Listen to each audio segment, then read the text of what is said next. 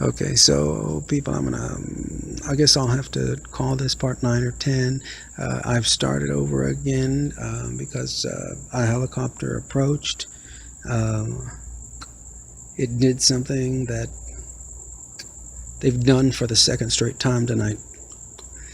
And I'll just start over again. Maybe it's a blessing because I'll do it much faster this time anyway. But they apparently, this is only the first and second time it's ever happened to me too, shut off my voice recorder here. And that's the only times in my life that has happened. So, kind of wow. All right, but maybe it'll get me to move faster. Here we go. So I've got to move faster. Let's go.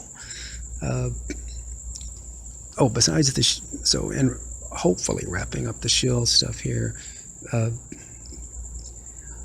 two more little things. If you'll notice, a lot of them, their English is not the best, and you'll have to figure out the significance of that, because I can't really give what I would want to give on that intel. So you need to figure that out. Ask somebody who's in the know. They'll probably explain to you what that means. As far as and when you're describing things about yourself, try not to give too much info. If they're going to make all this shill stuff, well, you know what? You fight fire with fire. If you want to give something on yourself, and it doesn't really matter to you, don't give your true self. And otherwise, if you don't like to do that, just don't say anything at all. And by all means, people, if you have any kind of, I guess it's social media page that gives, every single one of your facts and likes and all that stuff. Good Lord. You just basically did a lot of homework for, let's just say,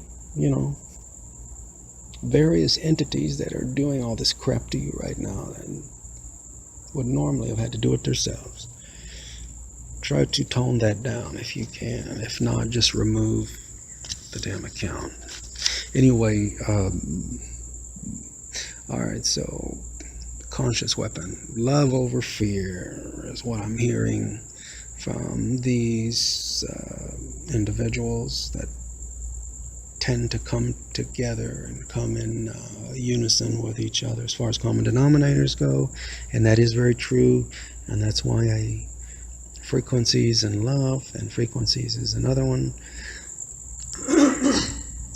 and the birdies. So I'll get to the birdies here now. The birdies, well, I would usually after a lunch or dinner, whatever, I would take whatever bread I had left over. Anyway, where I'm at, I would come out and give them the bread.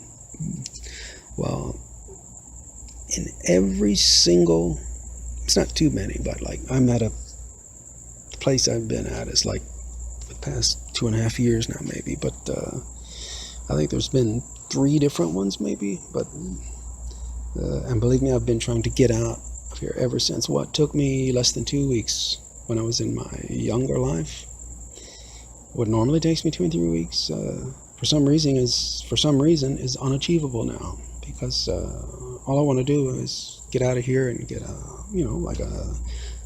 normal place, which I can pay for or whatever, and so I can just continue on with normal life instead of being flipped around in this freaking cycle that's run by the state or whatever. And I'm thankful to have a place to stay, but still, you want to be with your family. You want to be home, and in your home, which you're supposed to still have, which I worked so very hard for all of those years. And this is just not right. Anyway, this is why I don't want this to happen to our future generations, people. It's just not right. And I love them, and it's not what it's supposed to be. Anyway, all right, so the birdies. So I would give them whatever I had, well, for some reason, due to the fact that I'm watched so carefully. You know, I've actually had doors locked on me to keep from getting out to feed the birdies. Or heavy resistance and told not to do it. Even when I offer to, which I don't really see it over the top or over the norm, because but even if I agreed to clean up if they ever created any kind of big mess or whatever, but it was always met with a very big resistance. No. All right, no problem, but wasn't until, see, this is where continuous study and using your common sense, and I guess what some people call connecting dots or wherever, and I tend to, well, let's just say that tends to come very easy for me, but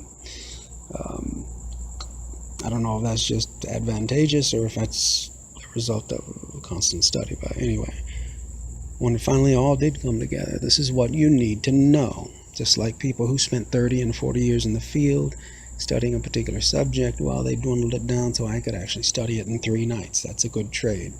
So it's my turn now. At least about the birdies, you'll know this. And those shills, I wish they weren't there, but that's, they're soldiers. So anyway, well, here's the significance of, consciousness weapons: love over fear, frequencies, or frequency as a whole,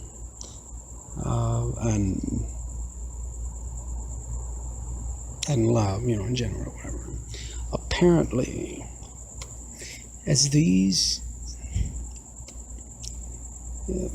if you've ever heard the term, like, first of all, well, if you've ever heard the term, like, oh wow, there was a lot of energy in the room, and, yeah, we were feeding off that energy and just going for it, and we were jamming and whatever, at whatever they're doing. There is a lot more truth to that than I think a lot of people realize, because there is something that happens. Apparently they, when I use the term they want it not that way. Now there is another researcher out there. He's been around for a long time.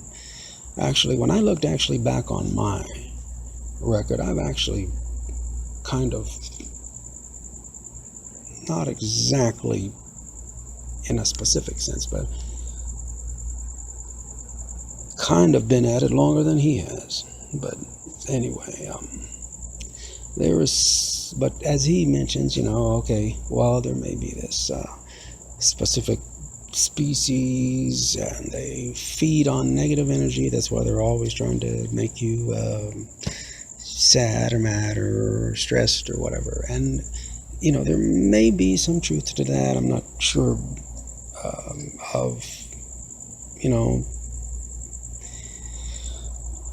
of certain aspects of that, but I got a pretty good feeling of others. But here's what I've noticed. The birdies, they do tend to be very happy, of course, especially when they're getting something to eat, and I like to see them like that. It makes me happy, and that's a feeling I rarely get to feel anymore nowadays. But there's a big difference in their happiness and mine. Theirs is a lot more dangerous, apparently, for them. And I'll come back in part 10 here and I'll tell you why.